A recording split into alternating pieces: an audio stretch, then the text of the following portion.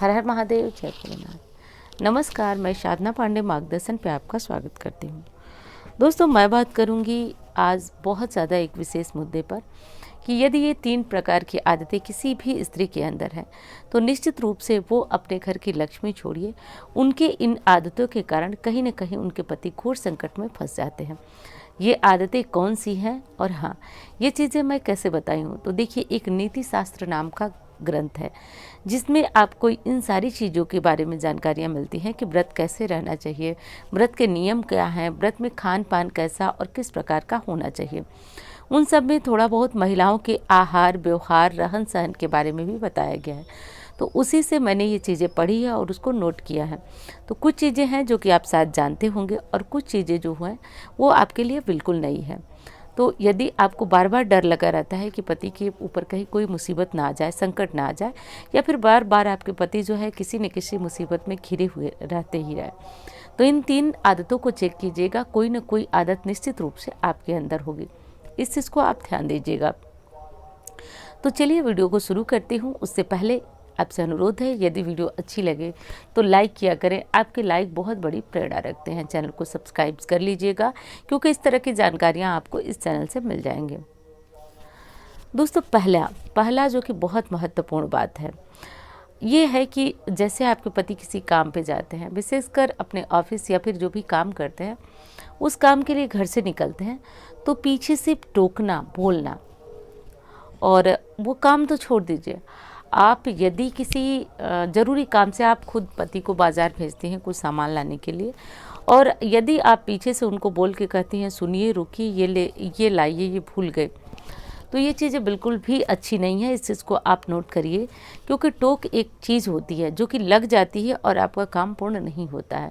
जैसे मान लीजिए पतिदेव अपने काम के लिए, अपने ऑफिस के लिए, दुकान के लिए जो भी करते हैं, उसके लिए जैसे आप घर से बाहर निकले, आपने कुछ ये लेते आइएगा, वो लेते आइएगा, ऐसे आपको नहीं करना है, क्योंकि टोक का बहुत विशेष महत्व बताया गया है।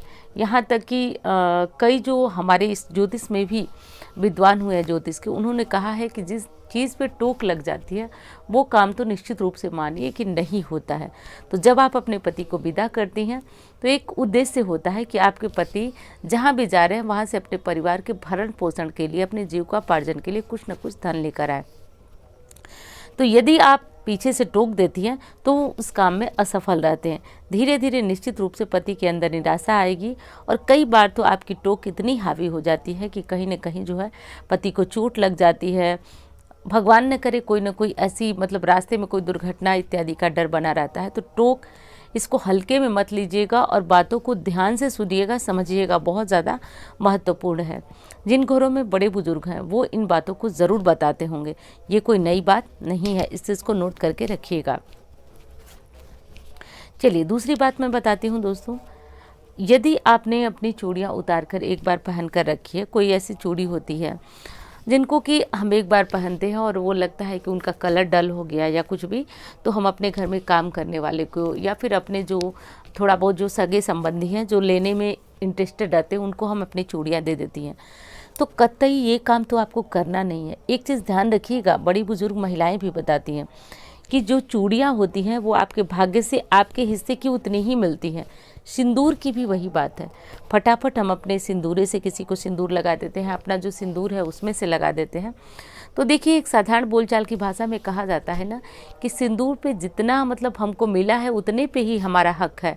भगवान न करे, ये बात कहते हुए बड़ा खराब लग रहा है लेकिन बताना पड़ेगा आपको। कहा जाता है कि जब वो सिंदूर ख़त्म हो जाता है तो उतनी ही हमारे पति की आयु होती है। तो बहुत बुरी बात है ये, इसलिए अपने सिंदूर को बहुत ज़्यादा सजग होकर के और जहाँ लगाती हैं वहाँ से उठा करके अलग रख दिया करें। और पहनी हुई चूड़ियाँ जो आपने पहन रखी है वो दूसरों को कदापि मत दीजिएगा। चूड़ियाँ अपनी मांग का टीका, अपना सिंदूर, ये 3 चीज़ें कभी किसी को दिया नहीं जाता है, इस चीज़ का ध्यान रखिएगा। तो कदापि ये गलती मत कीजिएगा, क्योंकि जाने अनजाने में आप ही लाती हैं पति पे संकट, इस चीज़ को ध्यान रखिएगा।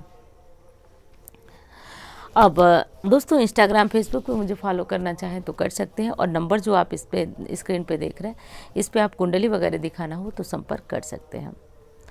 अब एक चीज़ और बताती हूँ, आपने भी सुना होगा, बहुत सारी गृहिणियों की एक आदत होती है, उनके पास चाहे भरा हुआ खजाना हो, उनके मुंह से जब देखेंगे ना, नहीं है, ये चीज़ नहीं है, ये चीज़ नहीं है, ना ना ना हमेशा निकलता रहता है। तो स्कंद पुराण में विशेषकर बताया गया है कि जिन गृहिणी में असंतोष हमेशा व्याप्त रहता है, उस घर में माँ लक्ष्मी कभी नहीं आती है। उस स्त्री का जो पति होता है वो हमेशा कंगाल बना रहता है। तो एक अच्छी स्त्री को संतोषी होने चाहिए। माँ लक्ष्मी ने नारायण से भी एक बार प्रश्न किया था कि एक अच्छी जो गृह लक्ष्मी होती है उनके अंदर कौन से गुण होना चाहिए, तो उन्होंने 3 गुण बताया था कि अतिथि का सत्कार करने वाली और संतोषी महिला। उसमें एक गुण और था जो कि मुझे अभी वर्तमान में याद नहीं आ रहा इस समय। तो संतोषी होना भी बहुत ज़्यादा ज़रूरी है। और अधिकांशतः महिलाओं की एक आदत होती है कि जब भी उनसे कुछ पूछा जाए कि ये चीज़ है, वो चीज़ है, वो रहेगा फिर भी गुस्से में या किसी भी तरह से, मतलब ये चीज़ नहीं है, हमेशा मुंह पे नहीं है। और नकारात्मक शब्द जो है एक ऐसा, मतलब एक ऐसा ऊर्जा, एक ऐसा संदेश है कि निश्चित रूप से धीरे धीरे वो चीज़ें आपके पास ख़त्म हो जाएंगी। तो इस चीज़ को बहुत ज़्यादा नोट करके ध्यान से इस बात को रखिएगा। ये 3 बातें यदि आप अपने अंदर चेक कीजिए, देखिए ये 3 गुण आपके अंदर हैं तो कहीं न कहीं आप अपने पति के ऊपर स्वयं समस्याओं को लाती हैं। ये बात कहना बहुत ज़्यादा मतलब अच्छा नहीं लगता है, क्योंकि हर पत्नी, हर स्त्री अपने पति से बहुत प्रेम करती है, लेकिन कुछ गलतियां अनजाने में हो जाती हैं। तो इन गलतियों से जो है कुछ ना कुछ आप लोग सीख ही चुके हैं, जान चुके हैं, तो आप इन गलतियों से अपने आप को बचा कर रखिए।